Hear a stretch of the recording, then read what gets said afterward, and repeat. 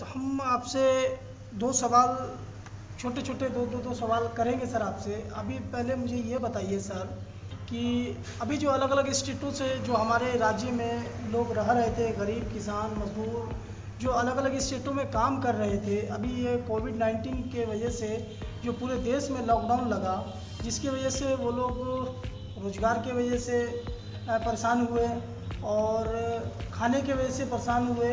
वो अभी अपने स्टेट में जो आए, तो सर उस पर अपनी अपनी प्रतिक्रिया बताइए आप। ये उसमें है कि कोविड-19 महामारी जो है वैश्विक महामारी है और ये महामारी अचानक नहीं आ गया।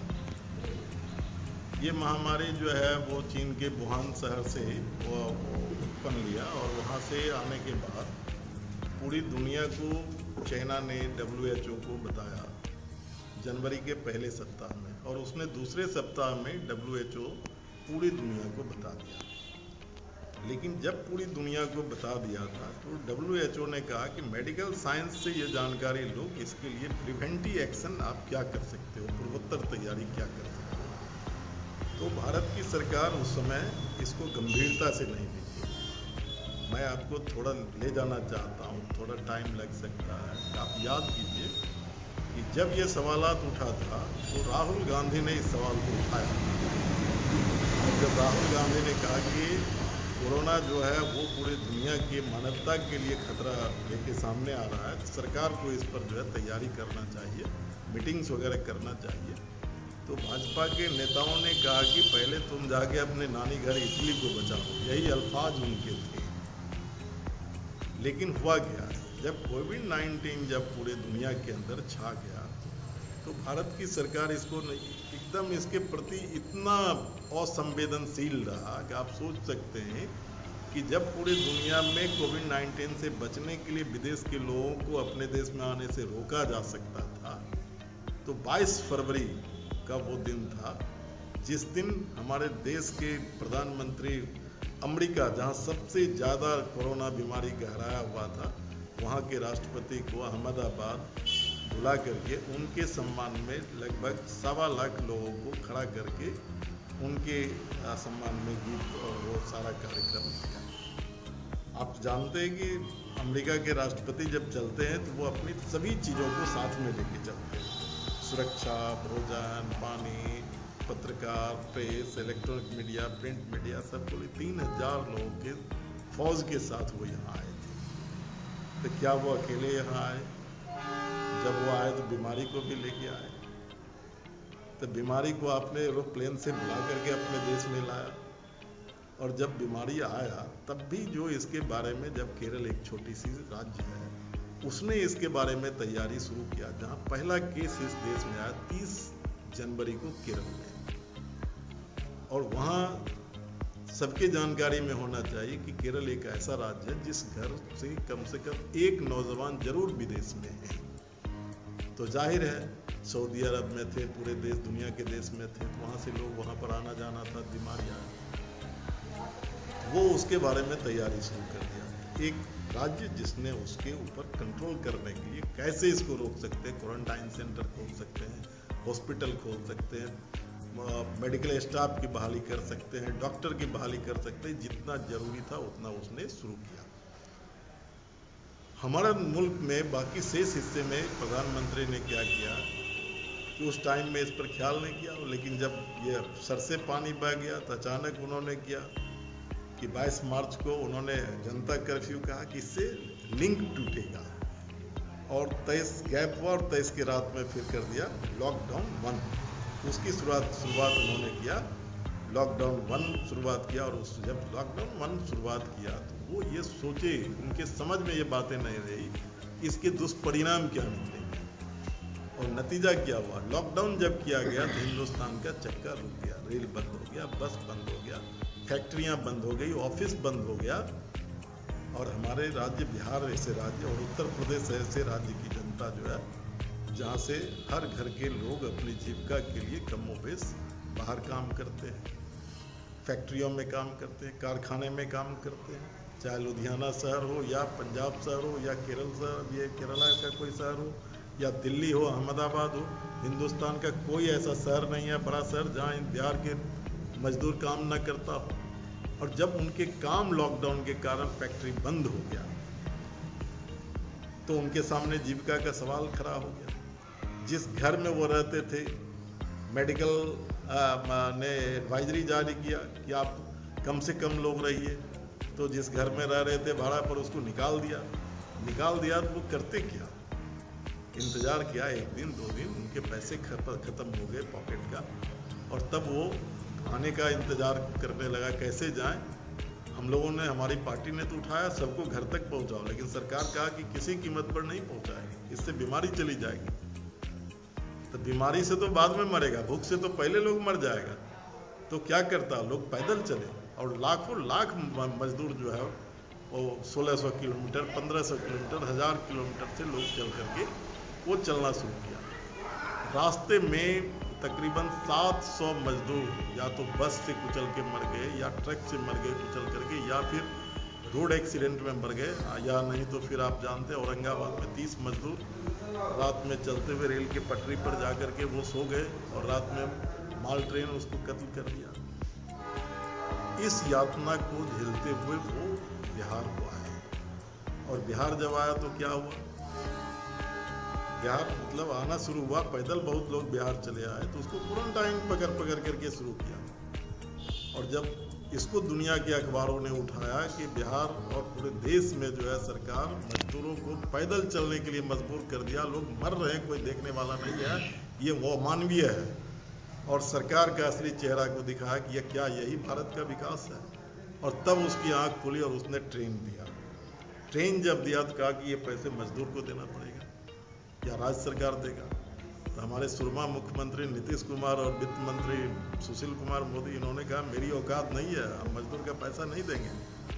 और जब इसकी आलोचना भी पूरी दुनिया में हुआ तब वो कहा ठीक है अभी भी देंगे। तो मजदूर वहाँ से ट्रेन से भी आए, लेकिन जहाँ क्वारंटाइन सेंटर में रखा, हर गांव में एक क्वारंटाइन सेंटर पड़ा, वहाँ ना बेड का इंतजाम, ना खाने का इंतजाम, ना रहने का इंतजाम, ना मेडिकल कोई चीज़ का इंतजाम, कहीं कोई इंतजाम नहीं था। बिहार का कोई पंचायत का एक क्वारंटाइन सेंटर के बारे में नहीं बता सकता जहाँ बेड का इंतजाम। खाने के नाम पर स्कूल का चावल, मिड डे मील का चावल, दाल और आलू का किसी तरह जो है दोनों टाइम वो देता था।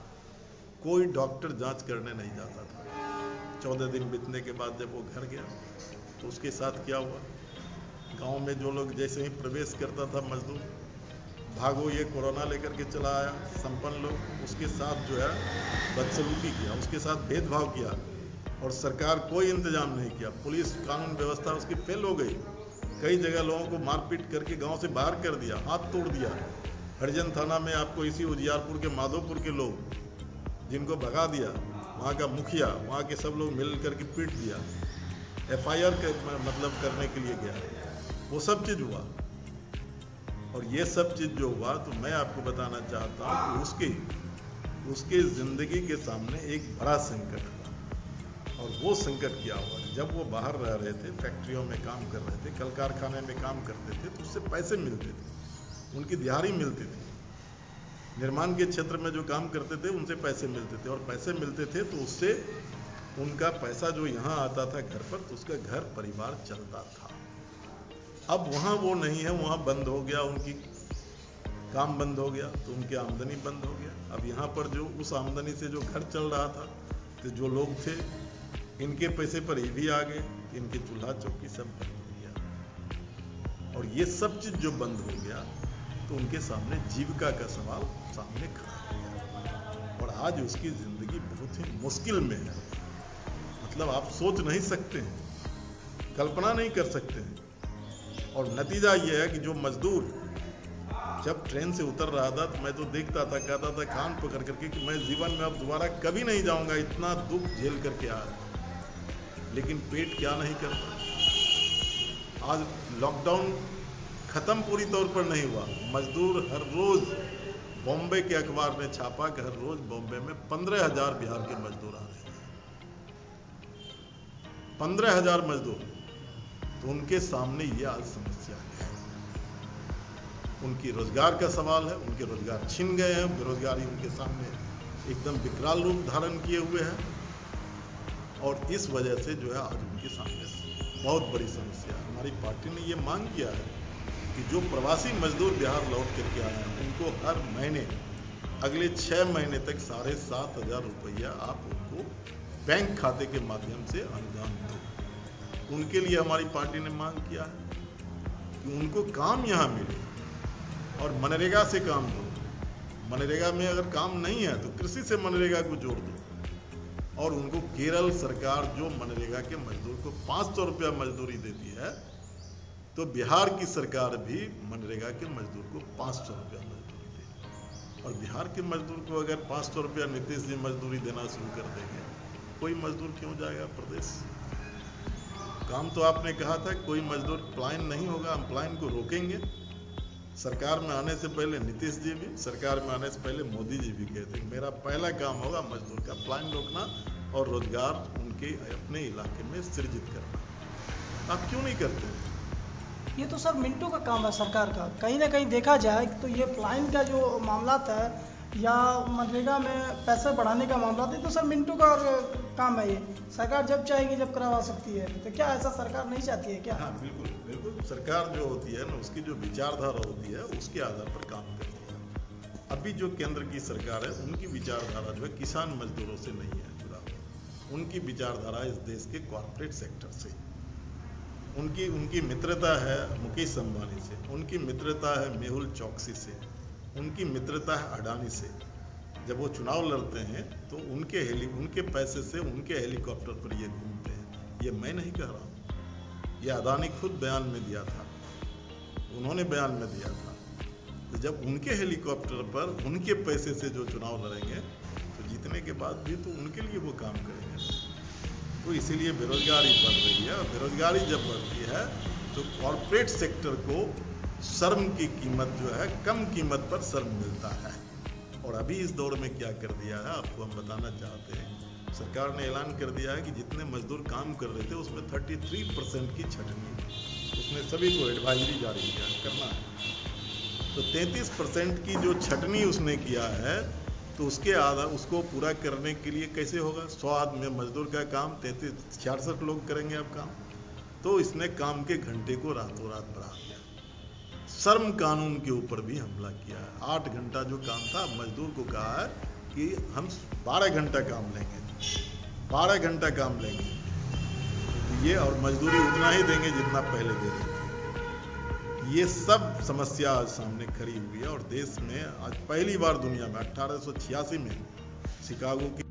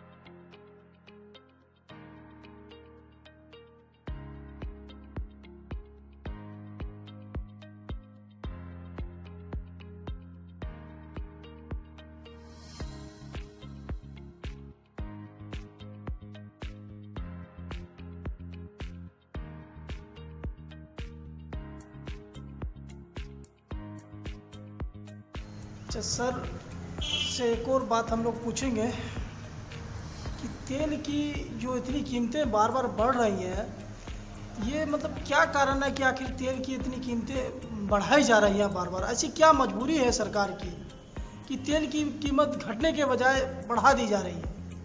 ये उसका कारण है कि पहले पेट्रोलियम जो था वो कंप्लीट सरकार के नियंत्रण में था।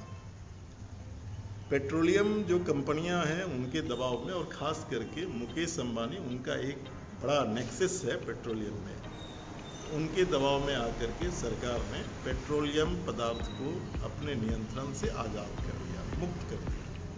और जब मुक्त कर दिया तो आज पेट्रोलियम जो कंपनियां हैं उसकी मोनोपोली चल रही है। एक्चुअली जब नियंत्रण मुक्त किया था तब उन्होंने घोषणा किया था कि इसको अंतर्राष्ट्रीय मार्केट से सीधे जोड़ दिया गया है। कच्चा तेल का कीमत घटेगा तो पेट्रोल, डीजल, गैस का कीमत घटेगा, और जब उसका बढ़ेगा कच्चा तेल का तो उसका कीमत बढ़ेगा। लेकिन वास्तविकता में क्या है? वास्तविकता में है कि अपने देश में आज की तारीख में 83 रुपया लगभग पेट्रोल का कीमत है। अंतर्राष्ट्रीय मार्केट में जो है आज देश 20 साल में अगर आप देखिए तो इससे कम कीमत कभी नहीं था। आज आप सोच सकते हैं कि हमारी क्या मुश्किलात है। हम देते हैं नेपाल को तेल, हम देते हैं श्रीलंका को तेल।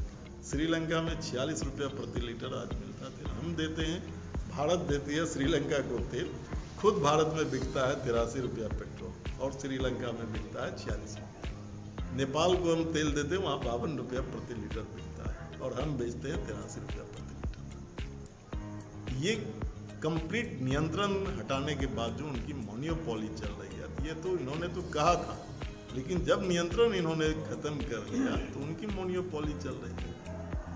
आप सोच सकते हैं कि हवाई जहाज का जो ऑयल है, तेल, वो पेट्रोल से भी उम्दा तेल होता है। जो सबसे 1 नंबर तेल जो होता है उससे हवाई जहाज चलती है, और उसका कीमत कितना है? पेट्रोल से 1/4 कीमत पर वो हवाई जहाज के कंपनियों को वो देता है। हवाई जहाज किनका है? मालिया का है। वो विस्तारा किनका है? तो टाटा का है। तो ये सब उनका है, सभी प्राइवेट। एक एयर इंडिया को छोड़ दीजिए, बाकी सब प्राइवेट उद्योगपति का है। तो उनके मुनाफा कमाने के लिए वो 1/4 दाम पर मिलता है, उस पर कोई टैक्स नहीं है। जिस पर गरीब लोग चलता है, डीजल पर, पेट्रोल पर, उसका आज उस पर 40 रुपया, 42 रुपया टैक्स लगाए हुए हैं। तो कुल मिलाकर के ये कॉर्पोरेट सेक्टर और तेल कंपनियों को मुनाफा के लिए ये सारा खेल केंद्र की सरकार ने किया है। सर किसान एक्ट जो अभी आया है उसके बारे में सर क्या थोड़ा सा हमको बताइए, किसान एक्ट के बारे में, कि किसान जो अभी अपना खेती जो करते हैं, छोटे छोटे किसान, और उसको कलेक्ट करके मंडियों में जाते हैं, उनको वैसा वो कीमत नहीं मिल पाता है उनको। नहीं, उसके बारे में पहले तो कीमत नहीं मिलता था उसका, लेकिन अभी जो लाया जिस एक्ट के बारे में कह रहे हैं कि 2 एक्ट अभी सरकार ने कृषि के क्षेत्र में लाया है। एक एक्ट लाया कि सीधे कृषि जो उत्पादन किसान करते हैं, गेहूँ, चावल, दलहन, तिलहन, इसकी कीमत पर सरकार जो है सो वो एक सरकार उस पर जो है सो अपना समर्थन मूल्य तय करती थी, जो सरकार की नीतियों से जुड़ा हुआ कि कृषि किसान घाटे का सौदा ना हो, ये सरकार ने तय किए हुए थे। तो जब वो तय किए हुए था तो समर्थन मूल्य जो सरकार तय किए हुए था, तो आप जान लीजिए कि अभी मकई पर समर्थन मूल्य 1850 रुपया समर्थन मूल्य सरकार ने तय किया हुआ, और केंद्र की सरकार और राज्य सरकार ने 300 रुपया अनुदान दिया। तो जब सरकार ये तय करती थी तो बाहर का व्यापारी जो खरीदता था या स्थानीय व्यापारी जो खरीदता था, तो चूंकि सरकार जब समर्थन मूल्य तय करती थी तो वो दुकान भी देती थी, कोऑपरेटिव के माध्यम से वो खरीदती थी, तो व्यापारी को भी उस हिसाब से तब खरीदना पड़ता था।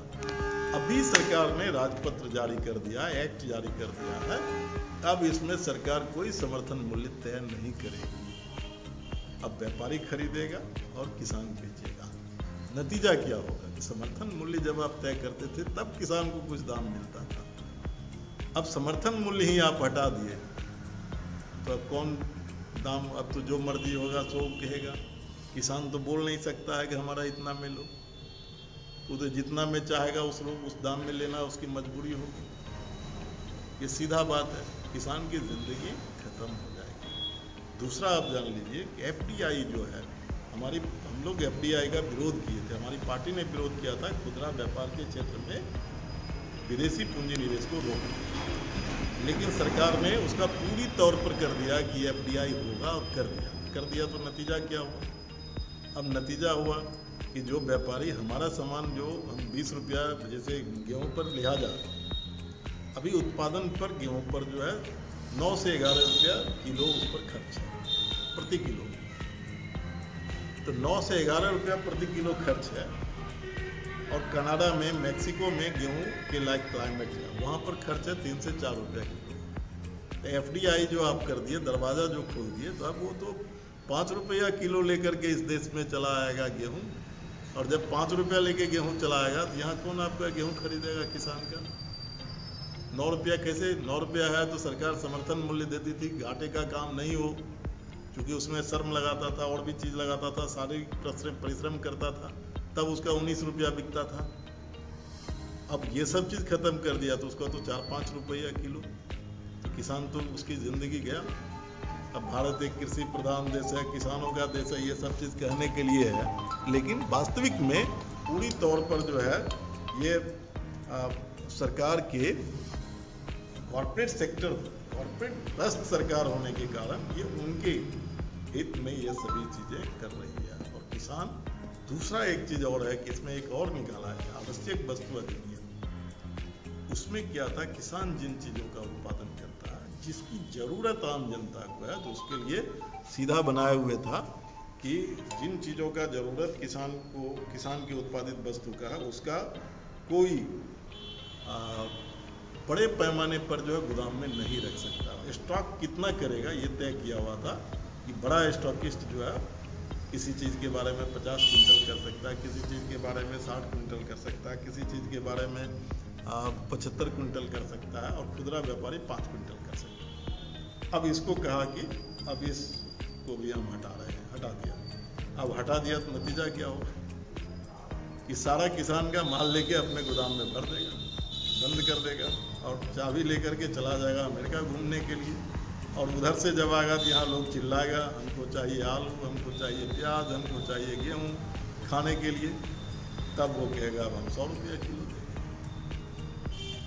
मतलब गोदाम में भर करके, बंद करके कृत्रिम रूप से जो है चीज़ों के दाम को बढ़ाने का वो काम करेगा और लोग मजबूर होंगे खरीदने का। जैसे अभी देख लीजिए, आलू जब उत्पादन हुआ था 600 रुपया क्विंटल बिक रहा था, किसान उसको बेच दिया। किसान को पैसे की जरूरत होती है अगले फसल के लिए, बेच दिया। अब जब वो चला गया कोल्ड स्टोर में, बड़े बड़े व्यापारी लेके बंद कर दिया। अब किसान के घर पर आलू नहीं गया, उसी किसान को आज सब्जी के लिए आलू खरीदना है, तो वही व्यापारी अब उसको बेच रहा है 20 रुपया, 21 रुपया, 18 रुपया, 25 रुपया।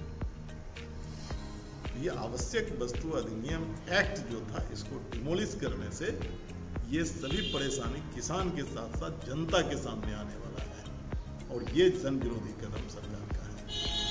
सर, सरकार लेकिन बार बार ये कह रही है कि हम विकास कर रहे हैं, तो सर ये कैसा विकास है कि अभी किसान कुछ दिनों के बाद परेशान हो जाएगा इस एक्ट को लेके? तो क्या सरकार को ये इस एक्ट के बारे में सोचना नहीं चाहिए?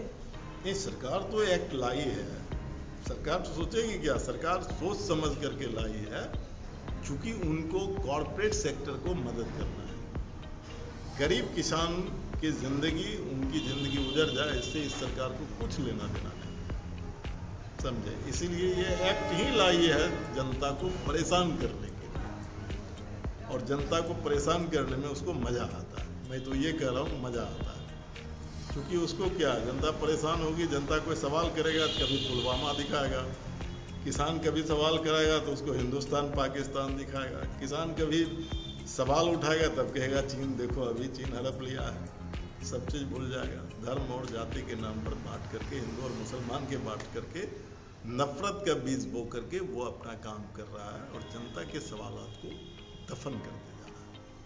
अभी सर एक सबसे बड़ी समस्या और है कि इस बढ़ती बेरोजगारी और बढ़ती क्या नाम है ये आपदा को लेके, महामारी को लेके सरकार ने एक आदेश जारी किया था कि प्रत्येक व्यक्ति को 5 किलो राशन दिया जाएगा फ्री, विदाउट कार्ड धारी। तो इस पे सर आप क्या कहना चाहते हैं कि कितने लोग इस योजना, जो सरकार की एक योजना कह लीजिए या एक आदेश कह लीजिए कि जो ज़मीन पे आया, उससे सर कितना मतलब लोग इससे वंचित हुए और कितने लोगों को सही तक राशन मिला? नहीं, इसमें दो बात जान लीजिए कि सरकार ने पहले तो जो लिया 5 kg अनाज, ये गलत है। एक इंसान के बारे में पता कर लीजिए, जो गांव में बुजुर्ग हैं या घर में गृहिणी है, एक इंसान को खाने के लिए 1 महीने में 13 किलो अनाज चाहिए। 13 किलो अनाज से कम पर उसका पेट नहीं चल सकता है। सरकार ने तय किया कि हम लोग जब लंबे समय आंदोलन किए थे, खाद्य सुरक्षा कानून को मजबूत करो, और इसके लिए हम लोगों ने कहा था 35 किलो अनाज दो, तो 5 किलो अनाज दिया था और उसी को एक स्लैब हमको लगता है मान लिया कि 5 किलो कर दिया कि जो मिल रहा था वो मिलेगा, और 5 किलो कर दिया कि आपको अलग से मिलेगा। तो मान लिया जाए दोनों मिला के 10, ये 5 किलो कहा कि मुफ्त में निःशुल्क हम देंगे, और इसके साथ 1 किलो प्रत्येक परिवार को चना का दाल बोला था कि देंगे। सच्चाई इससे बिल्कुल अलग है। सच्चाई क्या है कि 5 किलो अनाज जो सरकार देती थी पैसे लेकर के, तो कहीं पर 5 किलो जो है मुफ्त का अनाज गायब कर दिया और कहीं मुफ्त वाला अनाज गायब कर दिया। ये वास्तविक सच्चाई है।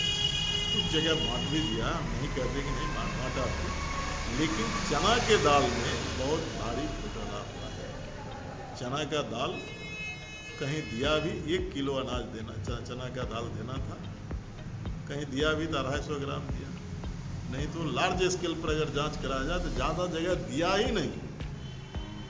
मतलब जो 5 किलो का जो वजन था वो 4 किलो दिया, 4.5 किलो दिया, 5 किलो कहीं नहीं दिया।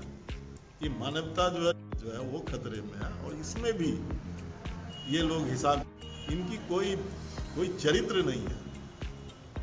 और हम दावे के साथ कह रहे हैं कि कोई एक पंचायत का नाम ये बता दे उजियारपुर का, जहां पर ये 100% सही ढंग से ये बटा हो।